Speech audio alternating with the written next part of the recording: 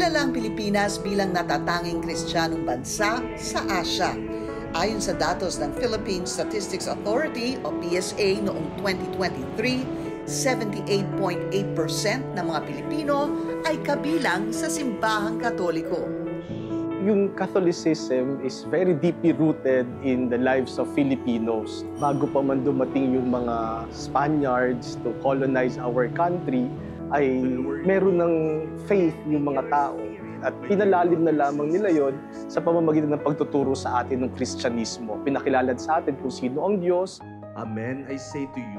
Ang pagkakaroon ng malakas na pananampalataya sa Diyos ang siya ring nagsisilbing ilaw at gabay natin sa pang-araw-araw. Isang matatag na pundasyon na nagsisilbing sandigan ng ating isinabubuhay. Ang isang mabuting tao, palaging may pananampalataya sa Diyos. At tayo mga Pilipino, very important sa atin yung ating pamilya. So that is one teaching of the Church na na-exemplify natin bilang mga Filipinos. Mas lumilitaw ang kahalagahan ng pananampalataya pagdating sa paglilingkod sa ating kapwa. Bagay na siyang pinanghahawakan at pinangangalagahan ng Organisasyong Felicidad TC Foundation. The foundation was established in 2008 to support the establishment of spiritual communities, the values that we learned from Mrs. C, and we want to share with the community the strong Catholic faith, and then also the respect and love for people. Popular na pasyalan, lalo na kapag araw na linggo, ang mga mall ng mga organisasyong ito. Kaya naman, minabuti ng grupo na magtayo ng mga chapels sa loob mismo ng kanilang mga establisimento para mas lalong mapalapit ang mga pamilyang Pilipino sa Panginoon. Sundays are family days, so if they go to the mall, they would perform already their duties as Catholic, attending the Sunday Masses. Mula 2013, bukod sa pagtatayo ng mga simbahan sa mall, ay tumulong rin ang foundation na ipaayos ang iba't ibang simbahan at chapel sa bansa na layong patatagin ang espiritualidad ng mga pamilyang Pilipino. Gaya na lamang ng chapel nilang ito sa Makati City. Kaya kapag linggo, punong-puno yung mga mall chapels, kasi nandito na yung tao eh. At sinusunod nito yung principle ni Jesus, na kung nasan yung mga tao, nandun si Jesus. Bilang Katoliko, ang simbahan ay pahinga. Pahinga namin, parang nasa tahanan ka ng Diyos. Malaking bahagi rin ng programa ng foundation ang pagpapatibay ng pamilyang Pilipino.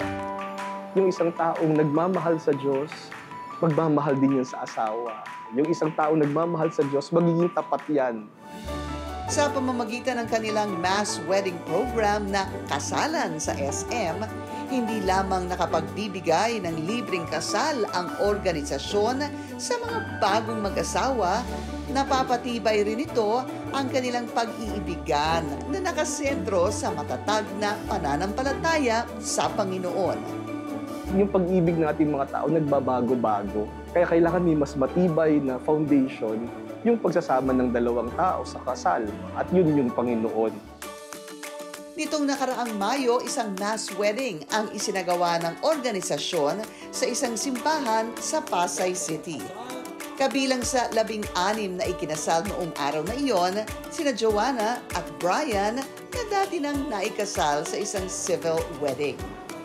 As much as possible na magpakasal tayo sa church. Kasi iba pa rin yung kasal tayo sa church kasi magkakaroon tayo ng basbas ni God. Hindi lang naman dito natatapos eh. Minsan nga simula lang ito eh. At dapat Panginoon ang sentro ng lahat. Ang kagandahan pa sa mass wedding na ito ay sagot ng mga grupo ng kanilang social good partners lahat ng pangangailangan ng mga ikakasal. Magmula sa susuoting damit, hair and makeup, at pati na rin ang reception. Sobrang saya dahil di namin akalain na makakasal kami na wala kami man lang na ginastos. Ultimo yung barong ko, sinagot talaga ni SM. Sa lahat ng ating ginagawa, nararapat na nasa sentro ng lahat ng ito ang Panginoon. Kaya naman nais itaguyod ng foundation na ito ang matatag na pagpapahalaga sa pamilya, sa loob at labas man ng ating komunidad. I wish to thank the C family, especially Nanang, for this great service that they give to the Filipino people, for taking care of our faith and for providing space in their malls to exercise the Catholic faith. Going back to Mrs. Felicidad C's narrated stories to us, family is the strongest foundation that one can have in the community.